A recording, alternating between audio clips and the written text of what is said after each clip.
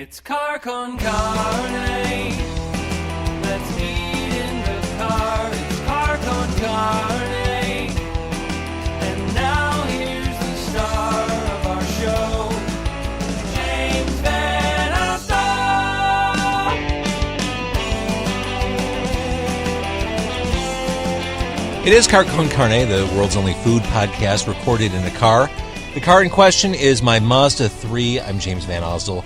Sitting shotgun today, Denis Buckley, frontman for 88 Fingers Louie, an exemplary punk rock band from the city of Chicago. Oh, hello.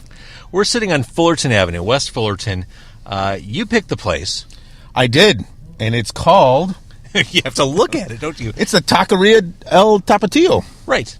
Mexican cuisine and pizza. And pizza. That was the weirdest thing. We walked in. I'm totally ready to get some kind of chorizo, taco, or burrito thing. And they've just got pizza sitting out there. I'm thinking if you're going to a taqueria, that's the last thing you want. Well, you know, maybe you want a little bit of Italy with your Mexican. It's like going to the food court, really. Yeah, exactly. That's what this place is like. The food actually smells good. We've got a bunch of it here. We're sitting here on a very cold Chicago day. Last time I saw you was in the dead heat of the end of summer at Riot Fest. Yeah, a little rainy, a little muddy, but definitely hotter than today. So I guess for the uninitiated, give us the 88 Fingers Louie primer. A short history of 88 Fingers Louie. Oh, all right. Started somewhere in the area of April 1993. April 93 to summer 96. Then a little break, and then February of 98 to summer 99. And let me interrupt. That first stretch, you guys were, your name came up a lot. Yeah. You were busy. Things were going on in the punk rock scene in general and with you guys. Right. All right. Sorry, keep going. That's okay. So, took a little break. Then we got back 98 to middle of 99. Then took about 10 years off. And why is that? The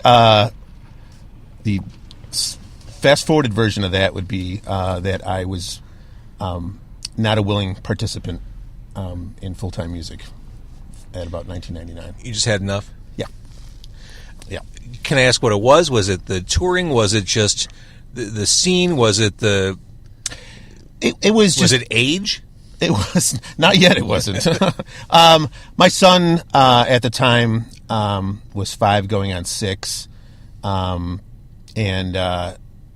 Before going on 5. And I just felt like, I missed a lot when he was first born, and I didn't want to miss too much after that. So I kind of wanted to be at home for that. And I just, some people are cut out for being on the road for extended periods of time. I just wasn't one of those guys. I bet it's hard. Yeah. I've never had any other illusion other than it seems like a tough thing to do. Yeah, it's a grind.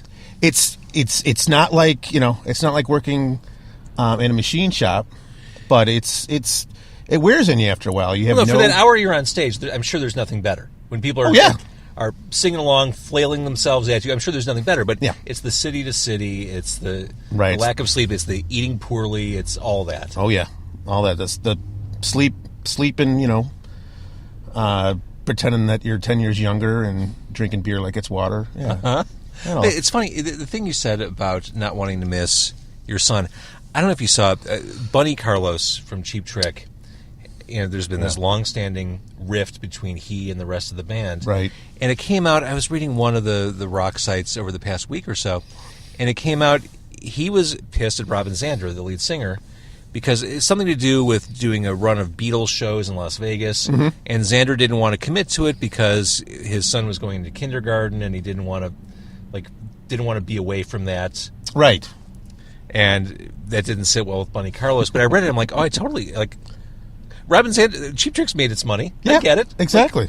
He doesn't need to do it necessarily. No. Yeah, so I totally understood that. Oh, yeah, I got that. I think Bunny's reaction was something like, "We're skipping this out, so you're basically said so your dumb kid could go to kindergarten." And that's when Robin told him to go F himself. Which makes perfect sense to me. Yeah. And by the way, hooray for Cheap Trick. Oh yeah, about time. It's about damn time. All right, so you said enough's enough. I'm putting the brakes on this. Yeah. What brought the band back together? And when? 2009, Dan and I had talked about, we'd smoothed things over the years, and we talked about maybe doing at least a show to kind of commemorate, hey, it's been 10 years since we played our last show. This could be kind of cool. And 10 years seems like a magic number. Yeah, right. 10-year reunions are the rage. It gives the old fans enough time to really miss you. Yeah. And it gives new fans enough time to say, God, I wish I had seen them when, but I'll never have the chance, woe is me. It's like those two things kind of come together after 10 years. You get the old crowd and the new crowd. Yeah, and the new crowd are kids of the old crowd, which still blows my mind. That's fantastic. It still blows my mind. So, we reached out to Joe, who obviously has been real busy with Rise Against over the years, just to see if he'd be available. He had a pass on it, but he gave us, his blessing. So we played with a buddy of ours for that show, and it was great. And it kind of led to a couple other festival shows and a couple Weekend Warrior things here and there. And then right around the start of 2010, the end of 2010, we all kind of mutually agreed that, hey, this is fun, but for the first time, we all kind of mutually thought it's good to put the stop on it now. And then 2013 marked 20 years since the band had started. Amazing. And believe it or not, which is crazy because that would mean I'm old, and that can't possibly be true. I'm sorry. I'm sorry to be the one to tell you this, James. None of this makes sense to me, Dennis. So yeah, Joe and I talked about doing a 20-year anniversary show. We got everybody that's ever been involved in the band together, and we had a great time. And we just kind of figured after that, let's pick it up and see how fun it'll stay. And Joe since kept busy again with Rise Against and his stuff. So we moved on with our friend Nat playing bass. But we've actually got to the point now where not only is it fun playing these shows and everybody's for once on the same page, we're writing new music, and we're going to kind of see what the next step is after that. Watching Joe's ascent in Rise Against, was that weird? It was weird. It was I was a little that's bitter. That's not a negative statement. No, because solid band, solid performance, Yes. solid songwriting. Yes. But weird in the sense that you came up with him, and This is a kid who very early on in 88's days, we had an opportunity to tour, to at least do a handful of shows with one of our favorite bands growing up, 7 Seconds. And at the time, Joe was going to school at Triton College. For the life of me, I can't remember what he was studying for, but he had to say no to that because he said, I can't leave school. Now, this is a guy who I don't think he finished up what he needed to do at Triton, but the ironic part is, 20 years later, Joe doesn't have to worry about school unless it's his kid's school ever again, No, they're doing okay. They're doing all right. So, it was weird at first because Rise Against first album had a couple of songs that were going to be potential 88 songs. So it was weird to hear those, but, once I got over that, and that took, a couple months tops, it's been a real treat to see them. They play the coolest shows and the weirdest shows. Yeah. With all the radio-sponsored stuff that's happening now. Like, sure, let's play a festival at Lincoln Park. If the money's right, I guess that's okay. So 88 Fingers Louie is back. It's not a full-time thing, but Right. 88 Fingers Louie exists. Mm-hmm. Tell me about songwriting. Is that still going on with you? Are Yeah. there lyrics crunching in your head right now? Yeah, I've got the trusty old notepad out. We've got about, I think at last count, we're about 5 or 6 songs in. So that's like 10 minutes of material right there. Let's say 12. Okay. Let's say 12. We got a prog rock song in there somewhere. Oh, good. We might have stretched it to 4 minutes. If you like Gentle Giant, you'll love 88 Fingers Louie. Exactly. Perfect comparison. So it's been neat. It's been interesting to see what Dan and John and Nat come up with musically, and it's also been kind of a challenge for me because I wrote songs about girls by default way back when. Yeah, you're supposed to, right? Right, I guess. That's the gig. And nowadays it's like, there's a hell of a lot more to talk about than girls. I mean, I love my girlfriend to death, and I'm sure there'll be a song or two on some new 88 stuff, about her. But yeah, lot more things have pissed me off over the years, so it's been good to write that stuff down. We call that growing up. Yeah, I guess so. Talking about your old fans and their kids going to see you. Riot Fest. I mean, there it is, that cross-generational thing. Yeah. How validating. That, I don't know. I don't know if we'll ever top that. That was so insanely crazy seeing, you know, 2 generations of fans and seeing my kid, you know, my kid's seen the occasional 88 Club show. He's never seen me play in front of several thousand people. So it was, that was worth it right there. Oh, yeah. He got there right at the nick of time. I had my girlfriend. I had friends of mine like, let me know when he's here. I don't see him yet. And I don't know that we had 2 minutes before that's amazing. Stage time when I saw him in the crowd. Like it's out of a movie. Yeah, exactly. All right, so we got this food from Taqueria El Tapatio. You got tacos, right? I sure did. Now, you said you like to play it pretty conservative at the Mexican restaurants. Yes. I don't have a stomach for the spicy stuff, so I usually just go with the old cheese and sour cream. All right, so you got 2 tacos. Yes, sir. What kind do you get? Steak. Steak. All right. And You got yourself a very handsome burrito. I thought you'd never notice. I got myself a chorizo burrito because I want to make my night difficult. Well, there you go. So we're going to break these open here. This is warm. This is dense. Feel this. Wow, you're not kidding. That's going to be in me soon. It'll be out you soon enough, too. Here, I got a cup holder. All right. Embrace it. And now, Dennis, you get to enjoy the discomfort of trying to eat an actual dinner in the front seat of a Mazda 3. And as you'll notice, it is extra precarious for me. Yeah. Because of the steering wheel. Yeah. You've got quite the mission ahead of you. And I'm balancing electronics on my thigh. So I can't spill on my thigh. No. If you're going to spill anywhere, don't spill on your thigh. But, you know, it's interesting. You chose this place, and it looks like so many other taquerias in Chicago. Yeah.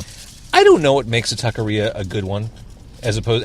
I truly don't know the difference. Right. We could go to 10 of these tonight, have 10 different burritos, and I'm not sure I could tell you which one was better and why it was. I think you're right, but there's something about being this close to so many Mexican restaurants. I moved back to the city from several years out in the Northwest Burbs that, you know, I couldn't walk down the street to a Mexican restaurant. Right. I could literally walk 5 minutes and hit a great place right now. And I could truly eat Mexican food every day. Chips and guac? Yep. Done. That's good breakfast. Oh, my God. A Mexican breakfast? Like huevos rancheros? Hell yeah. Yes, sir. My girlfriend and I occasionally will make chorizos, and we'll add some scrambled eggs on the side. Oh, yeah. That's a great breakfast right there. All right, the chorizo burrito is kind of delicious. I gotta be honest, I love this. That looks amazing. I cannot say enough good things about the steak burrito. And we are not drunk. No. I'm not drunk. No. I don't want to speak for you. No, unless there's alcohol in this Coca-Cola. I'm stone cold sober. There's never too much sour cream on anything. So I want to Agreed. I want to compliment the help on a very generous portion of sour cream. So thinking about touring, looking back on that, for as hard of a grind as it most certainly was, what were some of the highlights? I mean, besides the actual performances, like what were some of those fun things you remember from being out on the road with the guys? Oh, I mean, taking in the limited amount of scenery we got to experience, that was always fun, First time I saw palm trees as a grown-up was on tour, and it had probably been 15 years since I'd seen anything. So, from a, generic tourist standpoint, it was always great to see stuff like that. And then, getting a chance to go to Europe. Some shows were weird, some shows were amazing, but those points in between when you're steps away from the Berlin Wall, and being there just as they were building the museum was a trip. That's pretty cool. Yeah. It's funny. I'm not a musician. I've never been on tour. I did travel for business for a couple of years. I always felt like, similar to what you were saying, if I'm here working, like I want to see what I can. Like this is my chance. I wouldn't be able to do this on my own. If I'm in Austin, okay, I want to go see the bats fly out from under the bridge. If I'm in Right. Los Angeles, I want to walk on a movie lot. Like, this is my chance. I'm here. Someone's paying for me to do it. Live it up while you can. Absolutely. Yeah. And, there's that hurry up and wait scenario that you hear a lot of musicians say, and it's absolutely true. Your loading is always, 8 hours before stage time. Mm-hmm. So it's like haul ass to your next destination, but, your hotel's not going to be within driving distance. You're better off just hanging out and seeing what you can in the limited amount of time you have. Absolutely. Before you get on stage. And, for the most part, I made as much use of that as I could. There were obviously places, in the middle of Kansas where there's not a lot going on. I've been in the middle of Kansas. Once you pass Lawrence, really, it is truly downhill. Yes. Actually, there's no hill.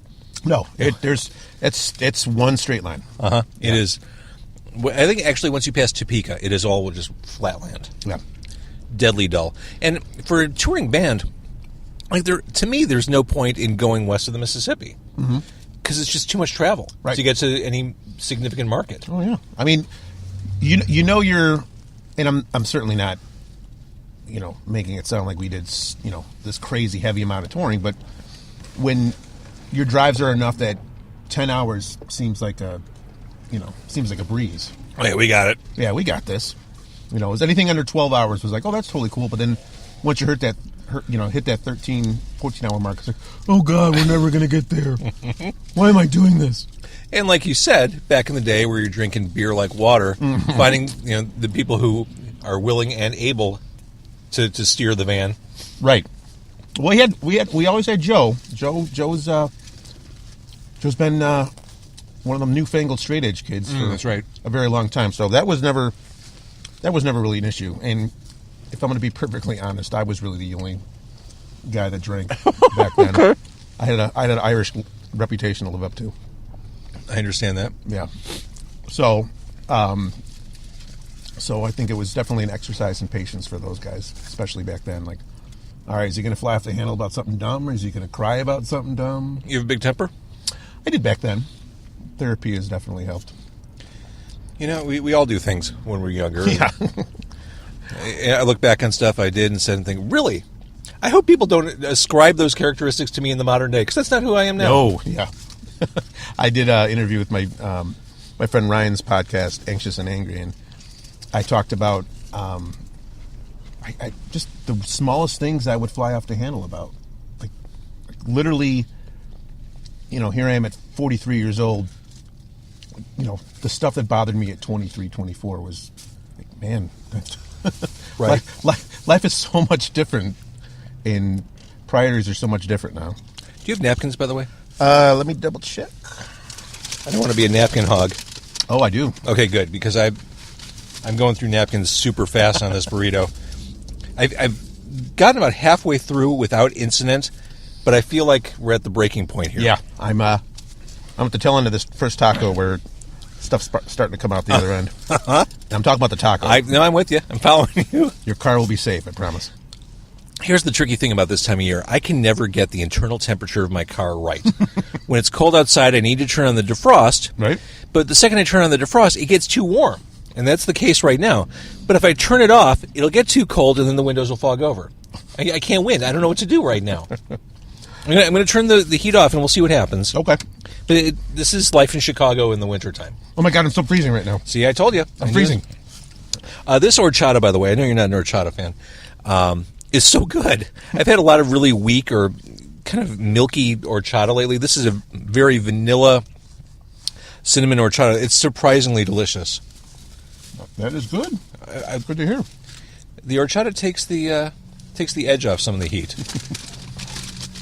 And I obviously nobody can see this right now, but I neglected to get eating utensils because I thought I'm going to eat this taco with no incident. So not only do I don't be a hero, man. Not have a fork, I'm grabbing this meat with my fingers because I'm a savage. Filthy animal. See, I know you mentioned your friend's podcast. Does he eat meat in a car? I don't think so. No. No. We He definitely goes mobile, but I don't think he's broached the automobile angle yet. Here's what scares me. Trademark that so nobody else does. Podcasting is so easy to do. I think there's still this belief that America has that it's really hard to put together a podcast. I worry for the day when everyone realizes how simple it is to do and everyone has a podcast. Because it's not hard. There are a couple things you need to figure out, like what platform to use and Right. what equipment to use. But once you get past that, it's really easy to do. So we're at a dangerous point where everyone's going to have one, and it's going to be really hard to maintain my car-based food podcast niche. Coming in January 2016, my name is Dennis, and I have a podcast. Mm-hmm. There is grease just rolling down my hand. I literally felt like I put my hand in some of that snow. Uh-huh. I feel kind of disgusting now. When you don't look at the wrapping that encased your burrito, then you're okay. I took a glance at the wrapping over this last taco, and I'm starting to get scared myself. And as you can see, like, I'm too far in. I can't stop now. No. I just have this chunk left, and I need to finish it, and it's dripping glistening grease all over me. Oh, man. Mm-hmm. Glistening grease, I think you just made my podcast. Yeah, or a new album, really. What's next for 88 Fingers Louie? We have a show at the Double Door coming up January 30th. And then Now, did you play Double Door a lot back in the day? We never played Double Door. This will be our first show. I didn't want to presume that you hadn't, but it didn't sound right to my ears. We'd always, we were fortunate to play in Metro a couple times. We did the Vic in the Riv with, I think Rancid was one or both of those shows. But we stuck with Fireside Bowl for the most part. But no, never played Double Door, so it'll be kind of neat, especially in light of the will they or won't they fly the coop. We may very well be one of the last bands playing there. That's pretty cool. Well, better late than never, then. Yeah, exactly. So yeah, it's the end of January, and then we're going to continue writing, start getting some stuff recorded, figure out what we're going to do from there, and then we just got added on to Punk Rock Bowling's New Jersey version of the festival. Awesome. That'll be in June. That's awesome. Yeah. I love this. Well, I'm glad you guys figured out how to proceed and move forward. Me too. This is a great thing, and like we were saying, old and new fans coming together. It's awesome. Good time punk rock. Period. It is. It's a trip seeing, people your kids' age, bringing their parents and comparing notes, and it'll never stop being surreal. And I hope it doesn't, because this has been one hell of a time. And I still smile broadly when I hear stuff like Pent Up and Blink and Under the Covers and. Yeah, we don't play Under the Covers anymore, but we still throw Pent Up and Blink in there, and that's always Blink, especially because that was kind of the song that put us on the map. Whenever we don't even have to announce that we're going to go into this song. As soon as Dan starts playing, it's like, all right, we know this song. Mm-hmm. This, if nothing else, this song's going to get people jumping. They might not, they might be too tired to jump, before and after that, but this will be the one damn song we know they're going to go crazy for. Yeah, at this point, at our advanced age, Dennis, people may jump and say, "Oh, my hip!" Yeah, in the middle of the show. You're not kidding. I've never been more grateful for VIP sitting areas at shows than I am now. I've said this before. One of my great problems with going to concerts is other people are there. You know what's bad? When a band that you really, really like and friends that you really, really like are playing, and you think, oh, God, I hope too many people don't know about this show. It's for real. Yeah. It's like when you sit on an airplane and hope that as you watch all the people come on, I hope no one is sitting in my row or next to me. Exactly. That's the same frame of mind. I just need my space. I'll enjoy this a lot more if my space is maintained. Right. Mm-hmm. Right. And here's a punk rock question. Punk rock shows usually have like 50 bands on the bill. You're not that far off. No. I try to be open-minded, but at some point, I think a fatigue sets in before you get to the headliner. Yes. I agree. And it's not. I love music. Yeah. But at some point, it's like, oh wow, band number 4 is on stage now. Holy crap! I just want to see Dennis do his thing. We if it was up to me, actually, if it was up to me, we would keep the light up to 3 bands only.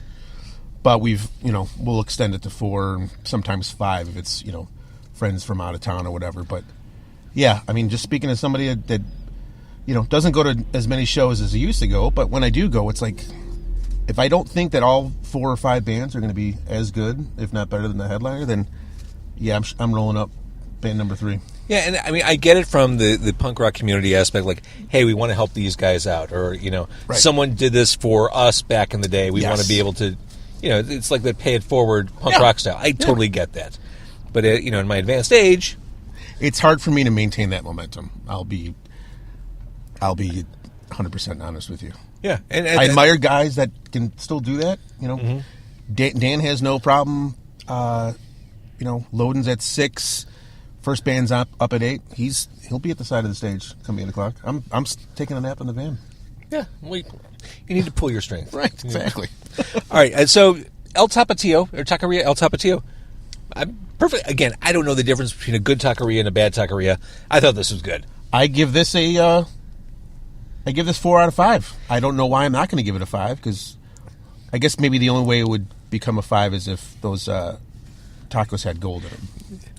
Well, we should actually reserve ratings for another several hours. Let's see how the night progresses. Yeah, let's see when it hits us and, how bad. Well, dude, it is such a pleasure to have you sitting shotgun in my car. Thanks, man. Thanks. Love the band. Think you're great. It's really cool to have you here. Thanks, buddy. Appreciate it. Car Con Carne is on the World Wide Web, carconcarne.com. You can find Car Con Carne on Twitter, @Car Con Carne. And if you'd like, you can help contribute to the future of car-based food podcasting. A mere $1 a month helps ensure the future and ensure that more chorizo burritos will be consumed for your entertainment. Patreon is how you get that done. There's a link right from the Twitter page and from the web page. Dennis, thanks again. Thank you, sir. And I'm James Van Ostel. Thank you for listening.